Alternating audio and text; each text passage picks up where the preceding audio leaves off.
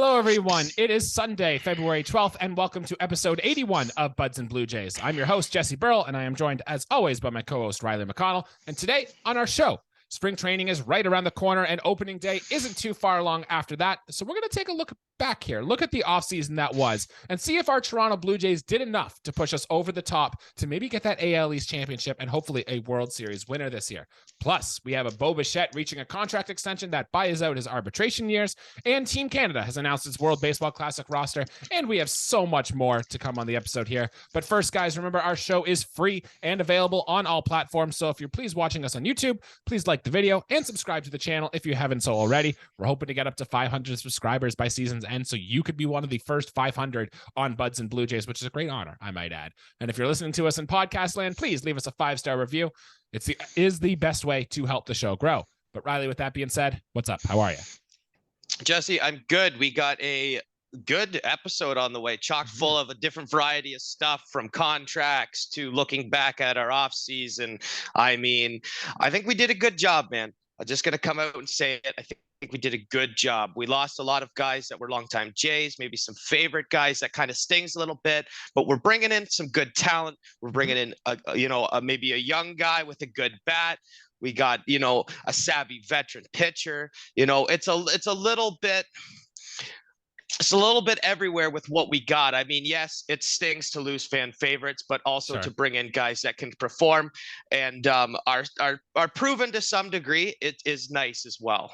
Hey, the Jays had to make some moves, right? Last year, winning 92 games was great, but losing in the first round of the wild card was not great. And the Blue Jays have World Series aspirations. Like, we want to take this team. We want to be at the top. So moves had to be made. And Riley, the Blue Jays did go out and make moves. Here are some of the key additions that the Blue Jays added to the team this year that we did not have last year, including relief pitcher Eric Swanson. We added a prospect in Adam Macko. Keep that name in mind. Center fielder Kevin Kiermaier. Starting pitcher Chris Bassitt. Outfielder Dalton Varsho. Starting pitcher Drew Hutchison. First baseman Brandon Belt. And relief pitcher Chad Green. So very interesting names there. And some of the guys we had to lose off the roster were outfielder Jackie Bradley Jr., right-handed pitcher David Phelps, right-handed pitcher Ross Stripling, outfielder Bradley Zimmer and Raimel Tapia, outfielder Teoscar Hernandez, Lourdes Gurriel Jr., Gabriel Moreno, Julian Merriweather, and Matthew Gage. So a good chunk of turnover here from what we're losing off the 2022 roster and what we're bringing in on the 2023 roster. And Riley, no time to waste. Let's just jump right into it. Out of all the additions that the Toronto Blue Jays move, who are the ones that you're most excited to see in 2023? I mean, right off the bat, you talk about being excited. I'm going to go back. I don't go too far away without it, but I got my Oakland bucket here on my desk, of course. And that's Chris Bassitt. Didn't even have his best year with Oakland. That was last year. We got him in free agency coming from the New York Mets, and had a career year, man. And you look at what kind of shoes Bassitt has to fill for this team, and it's a pretty big. They're pretty big shoes to fill, man. I won't lie. You had Ross Stripling, who had an immaculate season. I mean, Ross Stripling at some point seemed to be baseball's best pitcher. He saved us last year. Absolutely. I mean, he was baseball's best pitcher for about 2 weeks, man. And I feel like can come into this team and fit right into the number 3 spot in our rotation. He has Alek Manoah and Gausman working in front of him, which is great. You talk about Chris Bassitt's pitch mix. He has that heavy sinker. He throws the breaking ball, 2 types of fastballs. And if you can work, he throws 6 pitches. If he could get 4 or 5 working at a time, he could really make it difficult on the hitters. And that's coming from, let's say, a 3-game series. You've got to face Manoah and Gausman and Chris Bassitt. I mean, you have to deal with Alek Manoah in game 1, and then Kevin Gausman, his splitter, in game 2. And then, I mean, you're pretty well done game 3 with Chris Bassitt. I mean, that's a series that you could walk away with and give up, 10 hits or something like that. I mean, I don't see a lot of downside with this. He's not a flashy guy. He's not going to do tremendous things, but his career numbers don't lie, and they're backed up very steadily. And I mean, it doesn't seem like age is a big thing. I mean, he had his best year last year in his age 33 season. I think Chris Bassitt is going to do more of the same this year with the Toronto Blue Jays, as he did in his first and only year with the New York Mets. I don't think Jays fans either are talking enough about Chris Bassitt and the like performance he can put up for this Toronto Blue Jays team. Like he had a 3.42 ERA last year, Riley. And if you go through the game log, he really had 2 or 3 real bad starts. I think he had 4 starts total where he gave up more than 5 runs. If you took those starts out, which you can't do, by the way, like those starts happened, they were made and they happened. But his ERA is probably closer to 3, if not high 2s, or in that range, give or take, if you take those out. And looking through his whole career, like he's had an ERA above 3.81 once in his career. And that was back in 2016 and only 28 innings pitched. So Chris Bassitt is going to be a rock for this team here. And if you are a fan of how pitchers go out and attack batters, which is something I like to do when I watch games because I'm a real baseball nerd like that, you're going to love watching Chris Bassitt pitch, man, because he's got all the tools in his army. If 2 pitches aren't working, he can mix it up, and it's going to be very fun, I think, to see Chris Bassitt on the mound, and is going to be a very impact piece for this Toronto Blue Jays team this year. Absolutely. Makes it extremely difficult on hitters. And he's, probably going to be pitching against the toughest hitting division in all of baseball, as I call it, the American League East. He maybe has pitched in the, more pitcher savvy divisions such as the NL East and the AL West. But I think he can do it, man. I really think he can do it. I think his tools are perfect. The limiting home runs, and the defense we've added on top of that, and having ex-teammate and now current teammate Matt Chapman to back him up. I mean, he's got a good infield behind him. He's got a great outfield behind him now. I think that balls in play, which is going to happen with Chris Bassitt. I don't think it's going to be an issue. And he's going to do a good job of keeping the balls in the yard too, man. I think to fill what we lost with Ross Stripling, I think we did it like in the best way possible, and the dollar sign attached to it too is a good deal. We didn't bust the bank on it. I think Chris Bassitt was the right move, and I love it. And I think he's going to do just fine as our number 3 starter in Toronto. One of the many X factors Toronto Blue Jays have is if Chris Bassitt is going out and putting up a monster season, like I think you and I both think he can, it's going to go a long way for the Blue Jays to reach their ceiling that they hope to achieve in 2023. I want to go with my first guy here, Riley, a move that I am really excited about. And that's a guy we've talked about quite recently on the show. And that's Brandon Belt, Riley. Like I'm sitting here thinking of this guy, and I've said it for years back in the mid 2010s when he was in San Francisco. I was like, we just got to get this guy out of San Francisco. This guy is so good. And I always thought you could kind of tell the difference between a hardcore baseball fan and a casual baseball fan by showing them Brandon Belt and be like, hey, is this guy good?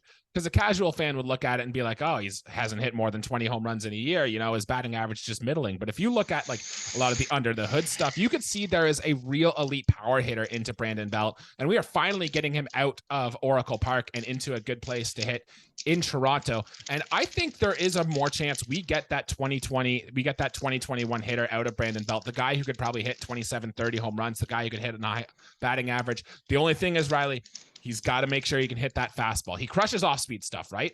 And the Jays and John Schneider are going to have to use him in the right spots against a good pitcher, that he can really take advantage of. But I believe in John Schneider being able to do that. And I believe in Brandon Belt being able to stay healthy, put it together on a field. He might be the guy to replace Teoscar Hernandez, a guy who could really have good power outputs and really help this team reach its potential. So we wanted lefty bats first and foremost. Like Brandon Belt is a tremendous left-handed hitter. I mean, he's not going to hit 290 in a season, but the power potential is Jesse, is real. And I mean, yeah, you put him in San Francisco, you're not going to have as many home runs. I mean, we're kind of a boombox now with the dimension shifts and everything like that, which I'm fine with because every team gets the same at bats in our ballpark. But Brandon Belt I like the character clause that goes with this. We kind of lost a leader and Teoscar Hernandez, and you said it kind of, and it subs out, you change out a good bat with another good bat. He's not as proven as Teoscar Hernandez, even as a veteran, but it kind of goes like with Chris Bassitt, man. It seems like he's kind of getting better with age. And I think that, he is the real possibility for a sneaky, like you said, 25 to 30 home runs kind of range, man. And that's coming off. I mean, it's a 1-year deal. It's a guy who's been on a one-team guy, a guy who's been part of great teams, man. Now he got out of San Francisco and he's coming to Toronto. He knows what it takes to win. And I mean, he's a guy who is possibly going to be another X factor for this team, man. I mean, a left-handed bat with power. Needed one of those. We got multiple starts with Brandon Belt, man. Who was the last good like left-handed hitting power player we had? I guess you could say Rowdy Tellez, but he really put it together after he left the Toronto Blue Jays. And Michael Saunders was here for like half a year. He was an all-star and he was really good in the first half, but kind of faded in the second half. Do you have to go back to like Adam Lind to find a very good left-handed power bat for this Toronto Blue Jays team? I mean, does it count if Smokey hit pretty good from the left side of the plate? I mean, he was a switch hitter, but I mean, hey man, no, I mean, the only names that come to mind, like Adam Lind wasn't really a guy, but Brandon Belt certainly has the credentials that could make him a great power hitter in this type of ballpark. It's like he will be in the lineup more than people think. I don't know. It's another guy that I feel like is maybe not given enough credit. Brandon Belt has proven himself in the MLB. He's proven to be a good clubhouse guy. He's excited to be in Toronto. He likes the cuisine in Toronto, we'll say. The chicken strips, baby. I mean, there's a lot of good that goes in with this. I mean, we should, as fans here, we should, make him feel as welcome and as good as possible. This guy deserves a lot of respect around the league. I think he gets it. I think us fans should respect him as well and give him the cheers that he deserves, because he is he was not a superstar by any stretch, but he is a very, very good ball player who's been around the league a long time. All right, Riley, give me your next guy. Who are you excited to see for this Toronto Blue Jays team? So we go from a left-handed bat with age, and now we go to a young left-handed bat, and that's Dalton Varsho. This is the outfielder with a little bit of catcher, the minor league catcher, who had elite speed. So, hey, why would we waste that tool behind the plate? Let's put him in the outfield, says the Diamondbacks organization. And you know what? It works out, because the guy got an absolute cannon for an arm. He's got great foot speed in the field and on the base pass too. He's going to be a guy who benefits from the bigger bags in baseball. He's going to be a guy who really likes the dimensions of the Rogers Center. I mean, I don't know if this guy is going to go 30-30, but he's definitely a guy who will go 20-20. Okay. I absolutely believe that. And, the price we had to give up for him. So we talk about replacement. I talked about who we had to replace for Bassitt, or, Stripling moving out, and who we brought in. So this one was trickier, because Lourdes Gurriel Jr., he was hurt last year, but he did not have that great of a year. Yeah. I feel like his value was really diminished with this trade. Our big piece was obviously Gabriel Moreno. But, it was kind of who's the odd man out here? We had Alejandro Kirk, Danny Jansen, Gabriel Moreno. And I mean, MLB had it posted like Kirk and Danny Jansen are two of the top 10 catchers in Major League Baseball. Yes. I love to see that. Okay. So now we know we still have two of the best catchers, and one of them is Kirk, and Kirk is still young as anything, man. I mean, he's got still, it seems like, unlimited team control. Danny Jansen has never played a full year, but still putting up massive power numbers last year. I mean, I don't hate it. You hope that Moreno goes on and has a great career, no matter where it was. Would have loved to see him as a Blue Jay, but we're looking at the now. We're looking to win a championship now, Jesse. Yep. And I feel like, we have two MLB kind of proven catchers, one an all-star, one basically, a part-time employee that just does great things when he's on the job. And I mean, it felt like, I guess Moreno was the odd man out. The deal's already been done. We get Varsho, who can play catcher, but is primarily going to be an outfielder, and a damn good one at that, and a lot of power from the left side of the plate, Jesse. Touching on Gabriel Moreno there, the two guys we lot, I just want to mention this really quickly. Like, the guy does have the best tools behind the plate since JT Realmuto, and JT Realmuto turned out to be a very good player. So there's always going to be that in the back of my mind that, hey, Gabriel Moreno could click, but the power disappeared, Riley. Only 5 home runs between Buffalo and Toronto. And yes, catchers take a long time to develop, but it is kind of concerning that just disappeared. So good luck in Arizona, Gabriel Moreno. And then you talked about Lourdes Gurriel Jr. there. Just, the batting average was great, but the barrel rate absolutely plummeted. And I don't think you can get that back. I don't think the power guy is going to be there from Lourdes Gurriel anymore. So I think it's a good piece of business to move those players, especially to get a guy like Dalton Varsho, who, You know, I was really thinking about this too, Riley. The Jays ran more four-man outfields last year than any other team in baseball, right? And then when MLB came out and deciding it's like, nope, we can't have the four-man outfield anymore. You got to have two people on the infield on each side of the shifts. I thought the Jays then decided it's like, well, we need to limit then how much balls like hit the ground going to the outfield. And that's why I think Dalton Varsho is probably one of their main guys they really wanted and they targeted, and they've got to be happy to get. My only concern with Varsho here, Riley, is there was a lot of Colby Rasmus in that bat. And now say what you want about Colby Rasmus. He had some great moments with the Toronto Blue Jays, but there's so much swing and miss. And I feel like, yeah, he might go 30-30, definitely 20-20, but like it's going to be a lot of empty batting averages. And if those home runs come with guys on base late in games, it's going to be great. But if the Jays are losing 8-1 when Dalton Varsho finally smacks into one, it's not going to be as meaningful. So I don't know how high the upside is with this guy, but either way, the defense is going to be rock solid no matter what. He should be another 3 to 4 win player this year. And 4 tools at that. You talk about the gloves there, the arms there. Yes, Jesse, I will sacrifice contact in that, because Lourdes Gurriel Jr. did hit for a batting average, but said Gabriel Moreno's power disappeared. I mean, Lourdes's power completely disappeared. Yeah, so, I mean, it seems that, I value power in baseball, I wouldn't say it's I think a 300 batting average is worth 40 home runs. Ooh, disagree. Strong disagree. Ooh. Okay. Power's where it's at, baby. Yes, but that being said, we might get a guy who hits 240, but there's going to be a lot of all the other tools in that game are going to be like pretty well tip top perfect, Jesse. I mean, the speed power combination is lethal. And on the defensive side of the ball, you can't go wrong with Dalton Varsho. But yeah, a lot of swing and miss in this game. But I feel like the players that we have in our lineup who can put bat to ball, that's almost complimentary of what Varsho can do. I mean, Kirk is a guy who is absolutely it just comes natural to put bat on ball. Same with Bichette. I mean, I feel like if it's Varsho, who is the Colby Rasmus type player with a lot of swing and miss in his game, I feel like that's an okay thing, Jesse, because of what you're getting from the power in his bat, the speed on the base paths and in the field, and his defensive numbers in the field. I feel like it's a substitute it's a chance I'm willing to take almost, man.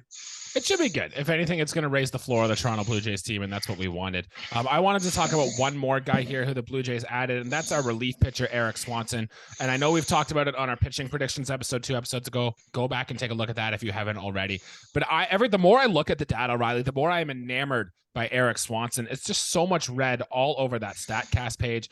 Like, he throws hard, he gets whiffs at an elite rate. Like, he spins the ball well. A lot of his contact thing is good. And he amassed 1.7 WAR as a relief pitcher last year, Riley. That is so hard to do in your limited innings of pitching. Even if he takes a step back this year, I think he's still going to be good. And I think a lot of Toronto Blue Jays are already penciling him in, maybe even past Jimmy Garcia on the depth chart, to be the main setup man right behind Jordan Romano in the bullpen. And that is going to be huge if he becomes anything like that this year.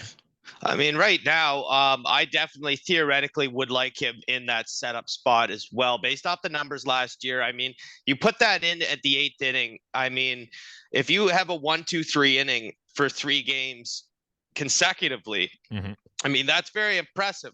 He's definitely a guy we will use in high leverage. And you know what?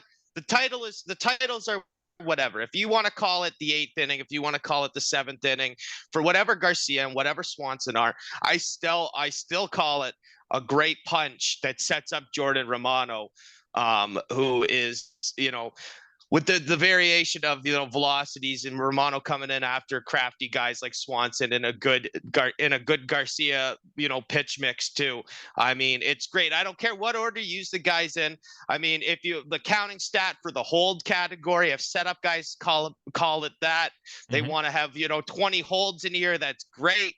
I mean, for me, it's, can you get us to the 9th? I mean, that's all that we're looking for. And holy cow, man. Can Erik Swanson ever get to the next inning? I mean, his whip, tremendous, his ERA, best in baseball. I mean, what more can you want, man? We wanted to extend our bullpen. We wanted to go with more options, better options. And I mean, it seemed, for the sample size that Swanson has as an MLB pitcher, I mean, it's pretty damn good, man. I mean, you can't get much better than that. The thing that's looking at the data here that's really really catching my eye here is his weak contact percentage went from 2% in 2021 to 8.8 in 2022. His barrels per plate appearance dropped to 3.9%, the soft contact extremes.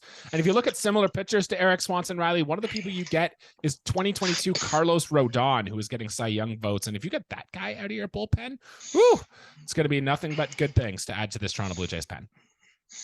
Well, yeah, I mean, that'd be perfect, man. I mean, we look so good in the bullpen. That's one area we wanted to improve. That's one area we did. If you start giving him comps to Carlos Rodon, who we'll have to face this year, just reminding all and other Blue Jays fans. But it's good, man. Like I said, no matter if he pitches in the 7th or the 8th inning, because he will be used as a higher leverage guy. I mean, if he has anything close to the season he had last year, I mean, we're in for a real treat, and we will not have to worry about the blown saves department at all. And it will set up Jordan Romano quite nicely for some saves. Riley, is there another player? I know we kind of talked about Gurriel and Gabriel Moreno, but there is another player that is leaving this Toronto Blue Jays team that you're worried we might miss come next year? I mean, well, first off, like Teoscar was a great ball player and a great personnel for the Toronto Blue Jays, really represented our organization well, had a tremendous power. I mean, in the COVID shortened season, he was one of the best players in all of baseball. Last year was fantastic as well. I mean, I hope he does well. I mean, Seattle is going to be one of the teams that we're going to have to compete with. So let's hope that he does well, but not too well kind of thing. Yes. I personally like Lourdes Gurriel Jr. I liked him coming up as a shortstop, and he kind of moved around, found a spot in left field. Loved his tremendously accurate throwing arm and his hair. Obviously, I'm a big hair guy, so Lourdes had some a good personality as well. It's just a fun group of guys, fun team. Definitely going to miss those guys the most. Sadly, we'll see Gabriel Moreno develop kind of in separate ways, and obviously Ross Stripling, man. I mean, what a season he had last year, man. I mean, what else can you say? Ross Stripling was the best pitcher in baseball for a good 3 weeks, man. And I hope good things for him in his future. Not too good, but good things. I 130 WRC +2 in each of the last 3 seasons. Like, that's 30% better than league average. That is an offensive thump that the Blue Jays might missing. I'm sure there are going to be times this season, Riley, when we're sitting there and the Blue Jays are going through a bit of an offensive slump, and we're going to be like, boy, we could really use a Teoscar Hernandez in the lineup right now, but we'll have to make do without it. And Ross Stripling is the one for me, Riley. Like, I remember you and I coming on after a series the Blue Jays lost, but Ross Stripling came in. I think he dazzled over 7 innings, 6 innings, or whatever it was. And you and I were talking about how great Ross Stripling is. Like, this guy has basically saved and shut it down. And it's a shame we didn't get to see a playoff start from Ross Stripling, because I'm sure he would have done great in one of those playoff starts there too. But I really do think the Jays fans are going to miss him. And it's tough to look back and see, like, look at that 2022 season and see, hey, we don't get to where we get to without the performance of Ross Stripling. So good luck to you in San Francisco. I'm rooting for him. Nothing but the best there. Good guy, good character. Always seemed great, and rooting for you, Ross Stripling. I'm sure we'll miss you. Yeah, we got a guy nicknamed Chicken Strip, and from get a guy who likes chicken strips from. Brandon Belt would have loved this guy. So it fits in well. They kind of missed each other a little bit flying overhead, Jesse. But nonetheless, man, I mean the makeup. It was, if you look at the moves we made, man, it was a big shift. Our outfield looks almost completely different. Our pitchers are more or less kind of the same. And we've added some good platoon guys, man. And our bullpen got a nice revamp as well. It almost got as good as of renovations our bullpen did as the actual ballpark.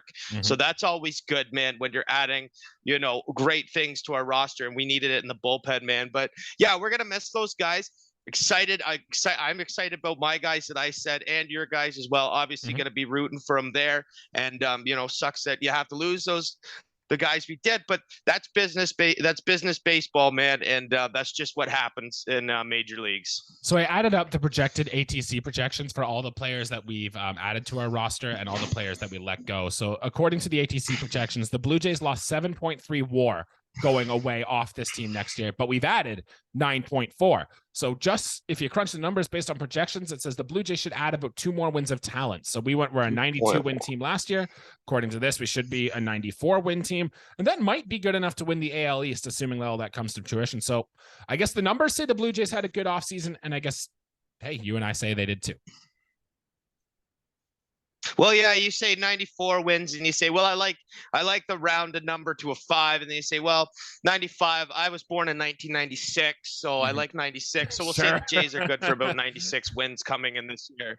That math checks out. I don't disagree with that. Riley, was there a key under the radar move? Like maybe something we're not talking about much, or something minor maybe that happened this offseason that you think is actually going to pay big dividends for the Blue Jays this year? So one is defensively. Let's just talk about a guy we didn't talk about, because I do want to touch but roughly on everybody, and that's Kevin Kiermaier. Not going to do a ton with the bat. I love it for just the defense in our field. I mean, Lourdes and Teoscar, there were definitely holes in their game. I also like how it kind of gives George Springer, maybe saves his legs, saves his durability a little bit, and moves him to a corner outfield. Exactly, man. So I like that, I like that for George. And I like it, but Kevin Kiermaier, another guy, I mean, he was stealing Gold Gloves from Kevin Kiermaier. So, I mean, we'll put this guy in center field. Maybe he'll win a Gold Glove for this. Of course, you got Father Time kind of coming at Kevin Kiermaier, and his bat totally not there. I don't expect really anything at all from his bat. It's really the defense with his game, man, which is great. I mean, we've had Devon White, Vernon Wells, Kevin Pillar, and now Kevin Kiermaier. So that's, we've had a slew of great defensive center fielders in Toronto, and Kevin Kiermaier just kind of another one there, maybe asterisk because he was a Ray for so long, a division rival, but still, man, I mean, it's kind of like, you got to invite him in the family with open arms, Jays fans. And I too, will make sure that I make this man feel welcome in the Rogers Center. But I mean, probably the best defensive center fielder of the 2010s, man. What else can you say? Riley, I love it when we come on here and we're clicking on exactly the same cylinders, because I have not so much on the Kiermaier signing, but I thought moving George Springer to right field is actually going to be great, because we do need, especially after trading Teoscar Hernandez, we need George Springer's bat to remain productive and to be there still. And we've seen small declines in each of the last 3 years, but he's still a very good hitter. I guess he's gone from super elite to just very, very good now. And we're going to need that guy again. So anything to keep this guy healthy on the field is going to be a big plus, because we know George Springer is going to need a bunch of DH days anyway, right? So if we can move him to right and keep him on the field, I think it's going to do nothing but good things. And I also wanted to touch on the Chad Green signing. We added on this on the last episode as well. Now, he won't pitch until mid-season, but like I kind of said then, and I'll say it again now, this is exactly the type of relief pitcher the Jays are going to be looking to acquire at the trade deadline. So they just went ahead and got it done early. And then he comes back from his rehab. He could be a high impact piece in the bullpen. So that is a move I like for the Toronto Blue Jays. I mean, Chad Green, not an overly big-bodied guy, but you think he was 6'7", the way he throws that fastball and the way he locates that fastball too. It's a guy we've seen, and was surprised he never was a long-time closer. The Yankees seemed to have someone else to close out the games. Always seemed like Chad Green was playing behind someone else. I mean, but this is a guy who had closer comps for a long time, just never pitched in the ninth inning a whole lot. But a very effective four-seam fastball, very effective two-seam fastball. It's going to be a weapon for us, man. It's another tool we can use in the bullpen, another high-velocity guy. I mean, you could compare him to quite a bit to Jordan Romano, man. I mean, to a touch, he's going to be – yeah, he's going to be great. He's going to get a lot. There's a lot of swing and miss, man. I mean, if you can't catch up to a fastball, you can't hit the fastball. You're going to end up with a lot of strikeouts, man. And that's when Chad Green returns. That is going to be what we see from him. 30 strikeouts and 1 walk in his career at the Rogers Center too, which that'll play every time. With that being said, Riley, two questions, I guess. One, are the Blue Jays done? I don't. I think they're still going to add somebody else here. Maybe someone Maul, maybe some more bullpen depth, maybe another outfielder. I don't know. And 2, Riley, did the Blue Jays do enough to win a World Series, because I remember coming into the offseason when we gave our preview, we kind of had that thought, look, the Jays have 3 more years with this current core in there. It always felt like the moves the Jays would make this offseason would be the difference on whether or not we win a World Series with this core or not. So I guess 2 questions. 1, are we done? Or 2, did we do enough? So I think our big pieces are in place, Jesse. I think that our starting rotation, as rough as it looks at the bottom of our rotation, I think it's done, and we're going to kind of take a chance on one of Kikuchi or Mitch White to be that starter. As far as our bullpen goes, man, I think we've done plenty for there. I think if the addition is made, it's for a platoon guy, man, and I think that's important. We've had a great. I can look back at many teams and find very good middle infield type guys that we could even possibly search for to fill out kind of our chart. I mean, we still got Bichette, Espinal, and Whit Merrifield. So there's 3 guys playing on second base as well. I absolutely think we've done enough to bring guys in. If everything goes right, Jesse, we're a championship team. But here's the deal, man. Here's what needs to happen. In order for that to happen, we need basically Alek Manoah and Kevin Gausman to do the same thing. Yes. We need Chris Bassitt to be a great supporting cast, and I would say do the same thing that he did with the Mets, man. And I would be very happy with that. He's going to post good numbers for us. As far as are the bottom guys in our rotation, the four guy who is Jose Barrios. We don't need another exploding year, man. We need something very close to what he was pitching, and he needs Minnesota Twins Barrios numbers, man, for this to work. As far as the Kikuchi White mix, who if I give the nod to Kikuchi first, give him the first chance. If not, yank Mitch White, if not yank, and we go from there. But no games have been played, so we don't know what their numbers are going to be like. But I give the nod first to Kikuchi, and Hyun-Jin Ryu still up in the air, very much in the air. Of course, we could have used him, but we don't have him, so now we got to look for alternatives. Our bullpen is excellent right now. If we get the same thing from our key arms in the bullpen, we're going to be just fine there. We need Kirk to kind of, maybe not go as silent with the power. Vladdy needs to have another, top 3 MVP season. Our platoon at second base, whoever gets the majority of innings there, I mean, that's kind of the filler piece. Be a good supporting cast member. Bo, if he goes out and leads the American League and hits for the 3rd year in a row, then by God, he's done it there. Matt Chapman, I would like to see more power out of him. George Springer, if he can stay healthy for the entire year, take some reps at the DH spot, play a good right fielder or left fielder, even a couple games in center, whatever it is, then that's good. But I mean, he's theoretically, Jesse, probably one of, or if not the best leadoff power hitter of all time. I mean, you kind of have to protect George Springer in that way. And as far as Varsho goes, hey, if it's a 20 home run season, if it's 25 and 20, if it's 30, 25, whatever, this is a guy who is, I would say, probably our biggest X factor, man. And I'm not going to say a lot of what he does is where we're going to land. But Jesse, I mean, if he hits 33 home runs or 37 home runs, or, let's say 35 home runs, I mean, that's gonna get us a lot of wins, man, and beat out a lot of losses in close games, man. And Danny Jansen as well, if he can, we got Belt, we got Jansen, we can kind of look and say, okay, we got a righty and a lefty bat. One hits the fastball well, one hits the curveball well. So use those guys accordingly. And obviously Danny Jansen still going to play behind the plate, in some games ahead of Kirk, depending on who's pitching, what the matchups are. I don't know. We got Belt to use, though. That's going to be great. As far as Kevin Kiermaier goes, I mean, it's his glove. I mean, try to save some, limit his at-bats. Maybe something you don't see a ton in this day and age is pinch hitting for a guy within the 9-inning baseball game, not going on to extra innings. So I could see that happening with Kiermaier, but we'll see, man. All I just said, All those things got to go right, man. We need Yes. we need our supporting cast to be supporting cast members, not even all-star level stuff. And we need Vlad to have a closer to a 2021 Vlad.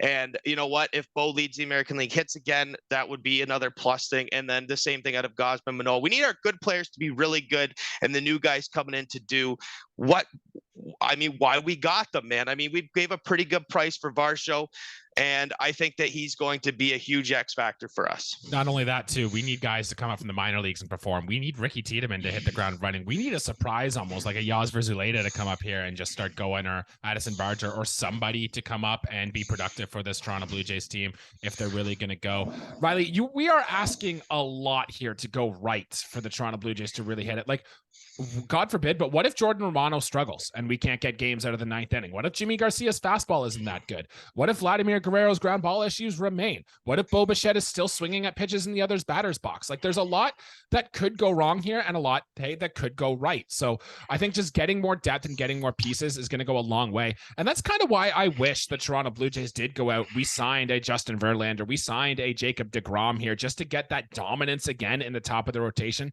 And yes, it would have cost a lot of money. And yes, it would have pushed like people down the charts, but I really think the Blue Jays may regret not making a big move like that, especially since we're already going over the luxury tax anyway, right? I thought you might as well taking it on a low year, high salary thing. But other than that, though, I'd say it's good business for the Blue Jays.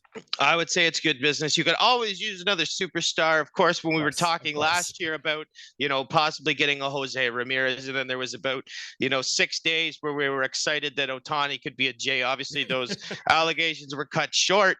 But hey, man, I think we're looking at our own homegrown Bruce to be a group of superstars, man, and they very well could be. And there's a very good possibility, Jesse, that we have, the best pitcher and best position player in baseball with Vladdy and Alek Manoah, man. They have that in their tools. They can easily achieve that, man, whether it's this year, whether next year. You'd like it to be this year, man. The moves we made are set in place to make a good run this year and compete for the pennant, man. All right, Riley, throw a grade on it. If you had to grade the Blue Jays offseason, where do you go? I give it a B+. What would have made it an A, Jesse, is would have made it an A- to an A is if you don't lose maybe Teoscar Hernandez, but then you don't add the other bullpen arm. Right. So it's kind of tricky. It's tricky to get a grade because you gain somewhere, but you lose somewhere else. And obviously, yeah, you would have loved to get a MVP superstar like player, Jesse, but that just didn't happen. Like you said, we're still paying over the luxury tax. We're still over that threshold. So, it doesn't really matter. But we have our own guys there, and we did bring in Kevin Gausman. Kevin Gausman is still a big acquisition. Yep. Yes, this isn't his first year. This is his sophomore J year, and I feel like he's still going to grow with us and do great things, man. And hopefully you see the same with Matt Chapman and maybe get a little bit of that power back. All right. Well, with that being said, Riley, let's move on to talk a little bit Bo Bichette here, because he did just sign a contract extension. We threw some stuff up on our Instagram page and on our TikTok account about the Bo Bichette contract extension. You should go check that out if you haven't already. But Riley, here's the deal. Here's how it went down. He signed in total a 3-year, $33.6 million contract, which just buys out his arbitration year. So he's still a free agent after the 2025 season. And here's how the contracts break down. Next year, he's going to make $6.1 million. So the Jays went to arbitration. Bo Bichette filed at $7.5 million. The Jays filed at $5 million. I guess they kind of came agreement $6.1 million. 2024, he's going to make $11 million. 2025, he'll make $16.5 million. So those salary increases are kind of in line, a rough estimate of what would have happened in arbitration. But his season will also escalate the following seasons by $2.25 million if he does win an MVP award. And if he becomes second or third, he'll get an extra $1.25 million per year. And then if he's third or fourth, an extra $250,000 for Bo Bichette. So this contract could be as high as 3 years, $40.65 million if Bo Bichette reaches his escalators on the year. Riley, initial thoughts when you saw the Bo Bichette contract extension come out? The first thing, Jesse, and it's sad to say, the first thing I did is I went in my phone and I set a timer on my phone for how long Bo Bichette has to be a Toronto Blue Jay. Okay. Sadly, I know that's what it means to me. I know what it goes to the arbitration, then you come out with a 3-year deal like that. We're just trying to be buddy here with the Bo and his agent and his staff and the Toronto Blue Jays and their front office. They're trying to make things savvy, make things easy on Bo Bichette and his team. But that totally tells me that come 2026, he's playing shortstop for another team. It seems that way, doesn't it? It really does. Jesse, I'm not a big business white collar guy with baseball, but I'm a baseball player's guy. And I know what that, I know it, like, we got to win. He's got 3 years with us. Let's make those 3 years very much worthwhile. He's a fan favorite. Kids are buying his jerseys. People love to watch Bo Bichette on the diamond. He's a flashy guy. He's a cool guy. He plays a cool position. He's got the cool hair. Hey, you'd love to see him, and you love to see him do well. I mean, geez, he's led the, like I said already, he's led the American League in hits for 2 years straight. He's got a real possibility to do it a third time. Yes, the plate discipline doesn't exist, and sometimes the defensive numbers aren't really in Bo's favor. But this is a guy who's going to add at least 2 stolen bases with the bags being bigger, and he's going to pretty much remain this. He wasn't affected by the shift because Bo can put the ball anywhere, and hopefully he pulls the ball out for power this year with the That's what I want to see. This is a Bo's ballpark now with those fences coming in like that. Those numbers really scream for Bo Bichette on those low line drive home runs. I like it from there, but yeah, Jesse, sadly, it's he's got 3 years left with us. Let's do something here for Bo Bichette, because he's going on probably getting paid huge dollars in when that contract is expired. And I don't know if the Jays are going to take that on with all the other talent we have. And Bo Bichette has always been a guy too who has always known his worth. Like even going back to the draft, Riley, there were teams who wanted to sign Bo Bichette, and Bo Bichette's like, no, I'm going to the Blue Jays. They're going to pay me what I believe I'm worth. And he said that all throughout his career. He said that I remember when the Jays were going through their pre-arb raises, him and Alek Manoah actually turned them down because they disagreed with the process that the Blue Jays use to give out their pre-arb raises. So Bo Bichette almost seems very likely that he's at least going to test the waters in free agency. And I've heard some people say when this contract came down, it's like, well, why didn't the Jays go for 4 years, 5 years, buy out some of his free agent years? And of course, the Blue Jays would have loved to have done that. If they could have signed Bo Bichette to 6 years to buy out 3 free agent years, they could have done that. But this contract extension was always going to be 3 years, or it was going to be 13 years. There was never going to be a different side. And we saw the markets for shortstops this offseason with like Trey Turner, Xander Bogaerts, and others signing massive, massive contracts. Some team out there is going to pay Bo Bichette to a massive deal. And I just don't think it's going to be the Toronto Blue Jays unless something dramatically changes. Yeah, absolutely agree with you. If you talked about that 4th year, the first year of free agency, I'm thinking that could have been a $25 to $26 million season for him. I mean, if you look at the way the progression chart goes and what a player makes in free agency and the value of a shortstop and the value of Bo Bichette, I mean, he could eat. I mean, hey, the next he's going to make his payday no matter what. I mean, he'll deserve it at that point. I'm sure he will deserve it. You know, the numbers pending, but they're definitely in there and in Bo Bichette's bat, man. So I'm glad to have him for the 3 years. Do I wish that he is going to stay for more? Of course. But I am a realist as far as that goes. I kind of know what that 3-year deal means, and when it brings him straight to his first year of free agency, I mean, that kind of tells you something there. So I'm glad that the negotiations happen.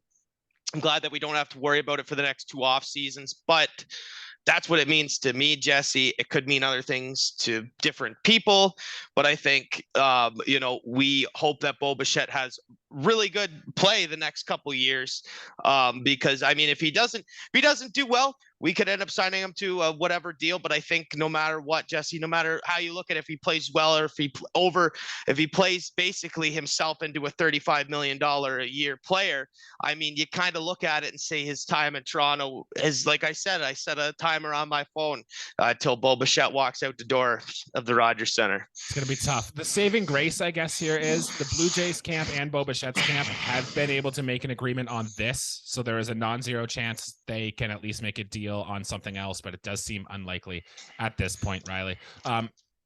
Yeah, that's all I got on Bo Bichette. Did you want to add anything else before we move on to our WBC roster?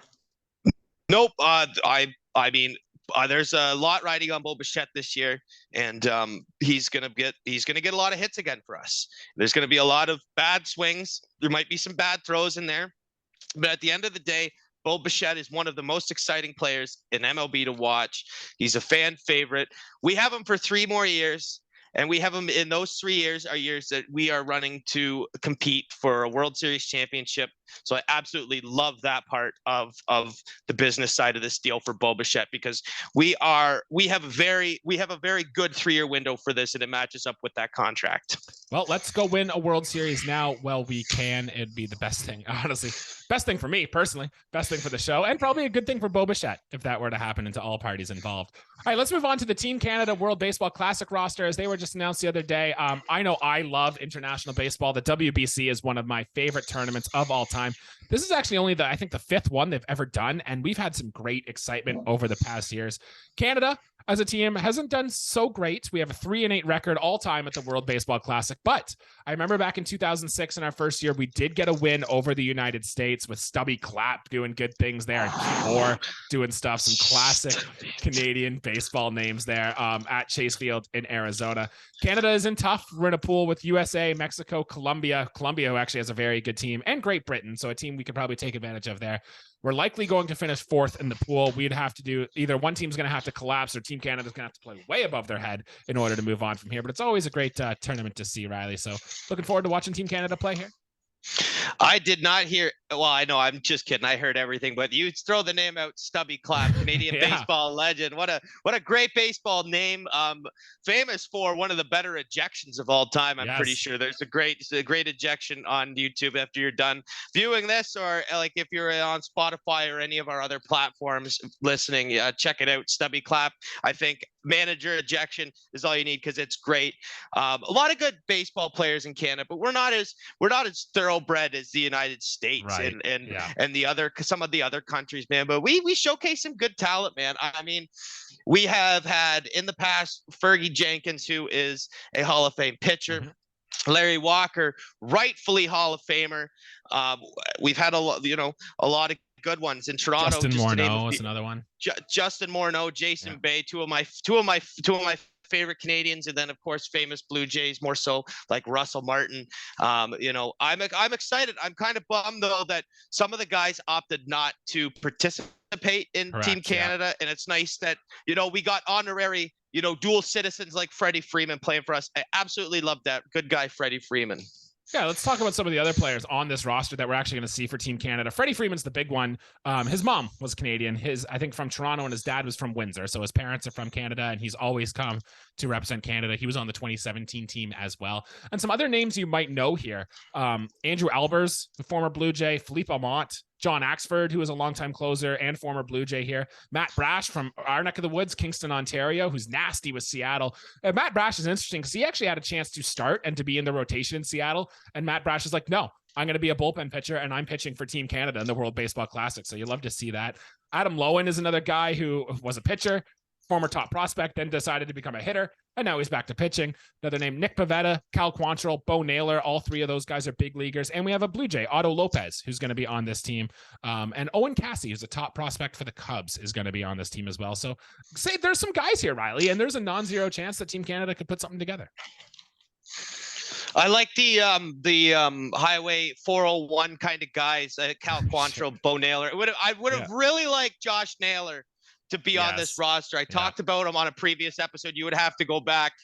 I don't even know what episode where I went off about Josh Naylor. He is a hype man for the Guardians. I mean, holy cow, man. He is just a monster. I mean, this guy eats nails for breakfast. It would have been cool to see him play with his brother and Cal Quantrill, and then obviously Tyler O'Neill, probably the most jacked guy in baseball. He's a smaller guy, but he's built something like a Sylvester Stallone and Rocky kind of deal, man. Immaculate athlete.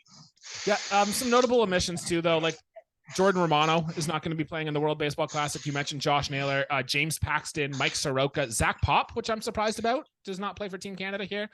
Charles LeBlanc and Rowan Wick. So the Team Canada team could have been better. but just some notable omissions here. I guess, Riley, I want you to give me your take, because we are a Toronto Blue Jays podcast after all, about some of the Toronto Blue Jays who are playing in this tournament. We know Vladimir Guerrero Jr. is going to play for the Dominican Republic. Jimmy Garcia is going to join him in that team as well. Jose Barrios is already in spring training. He's already at the complex. He will be pitching for the Puerto Rican team. And so I'm very interested to see how Jose Barrios does. Alejandro Kirk is going to be the catcher for Mexico. And our prospect Spencer Horowitz is actually on Team Israel. So that's going to be exciting. So is there something you want to take away from watching any of these 6 guys perform? No, definitely eyes on Jose Barrios and what he can do. Puerto Rico's got a really good team. A lot of the Latin American ball clubs are really good, and I have one of those guys for the winners, even over that immaculate U.S. team, because they look to be, I mean, one of the best teams. It goes back to the United States Olympic team whenever Michael Jordan was on. That is this World Baseball Classics American team. They are good. I feel like they're going to get snubbed by it could be the Dominican Republic, because they have a real good team. Awesome. As well, and so does Puerto Rico and Venezuela. Can't forget about Venezuela. They also have a really good team, a lot of good names on all 3 of those teams, man. And yeah, really going to be watching Jose Barrios to see what he can do, man. I mean, we watched him last year. We watched him struggle. We want to get, whether it's Major League Baseball or the World Baseball Classic, we want to get off on the right foot in 2023, Jesse, and let's hope it starts with the World Baseball Classic. I also don't think the Jays are upset that they're only sending out 6 players to the WBC. Like Bo Bichette, Kevin Gausman, Alek Manoah all could have played on this Team USA roster. Matt Chapman, George Springer, Dalton Varsho probably could have as well. And I think the Jays are going to like having these guys in camp. That way they can be with their coaches and they can get stuff together ready for the big long season where the Blue Jays hope to win a World Series. Rather, we're kind of up against the clock here, so we're just going to skim through our news and notes. The Blue Jays did sign another relief pitcher. We signed right-handed pitcher Luke Bard with a minor league deal and an invite to spring. Only pitched in about 9 games last year. He does throw 94 miles per hour, and the fastball spin is in the 99th percentile. So it might not mean much, but what I think it does mean is the times of having guys like Anthony Banda and Sergio Romo and Matt Peacock pitch out of this bullpen. Those days are behind us now. The Blue Jays are trying to get some good depth here to do stuff like that. And then, any quick thought on Luke Bard? No, just another name, Jesse. And it occurred to me though too, that if all our wheels are spinning in the bullpen, and we got we could potentially have the best bullpen in baseball if these arms are working all. Like if 5 or 6 guys are working, man, we could be looked and regarded around the league as a team that has the best bullpen. I think last year it was the Seattle Mariners. Well, we have one of those guys now. And if those other guys can pitch like I know they can, I mean, look out for our bullpen. Even the lower leverage guys are still better pitchers in some bullpens around Major League Baseball, man. I think we got a lot of weapons to work with. It's just going to be a lot of these guys that are on the express train from Toronto to Buffalo. You know, say Zach Pop throws 3 innings and you got to send him down. You send him down, you call up Luke Bard, you get him in here, and then you swap it up and down. There's going to be a lot of that for the Blue Jays this year, which I think is always needed to get through a long Major League Baseball season. Some more news, Riley. This is the one I'm most excited about. All the Blue Jays home spring training games in Dunedin will be televised this year. This is long overdue, but we're actually going to be able to look out. We're going to be able to see Chris Bassitt play. We're going to be able to see Dalton Varsho. Hopefully we get to see a Ricky Tiedemann start on TV, and plus select road games too. And usually when the Jays go to Philly, New York, Pittsburgh, or Detroit, those games are usually televised as well. So there's going to be a large percentage of Blue Jay spring training games we're actually going to get to watch this year, which I'm really excited for. And the Blue Jays also made some new notes in the broadcast team. So long are Pat Tabler and Arash Madani. They are officially off the broadcast team. Arden Zwelling will work with Hazel May as the on-field reporters, and Dan Schulman, Buck Martinez, and Joe Siddle will have the TV side, with Ben Wagner doing the radio, and former Blue Jay Caleb Joseph will join Jamie Campbell on Blue Jay Central and stuff like that. So any quick thought on spring training or the broadcast team, Riley? Love it. The more baseball you get to see, the better. Sometimes the restrictions suck, but the more games we get to watch, man, the better. Cool. Orioles legend Caleb Joseph, in a very short time with us, he might have played more games in Buffalo than he did for our major league team, but it's still cool. Ex major league ball players moving on to different career paths, so I hope he does well at that. But yeah, miss our broadcast crew, because damn, we got a good one. They really brought on some good characters that we get to watch and listen to for 162 plus now with all the spring training being covered. Dan Schulman's one of the best in the game, and I've always liked it. Pushes Buck Martinez more to the analyst role, which I've always thought the two of them have done really well. So excited to see more of those two in the booth together. And Santiago Espinal Riley got engaged. So congrats to Santiago Espinal on your new engagement. Congrats to him. Guys, that'll do it for our episode here today. Thank you, everybody, for tuning in. For you guys listening at home, please leave a comment below. What would you grade this Blue Jays offseason? Who was the key acquisitions you were excited to see? Who do you think we're going to miss? Did we miss an under-the-radar move that you're not sure that really could pay dividends? What are your thoughts on the Bo Bichette extension? Do you think there's a chance that he signs long-term here? Or what do you think about Team Canada at the World Baseball Classic? Whatever it may be, leave a comment down below. We'll interact with you. Boost that. Also, make sure you hit that like button on the way out. And remember, you can follow us on Twitter, Instagram, TikTok. So please make sure you do that as well. And Riley, anything else to add before we run out of here today?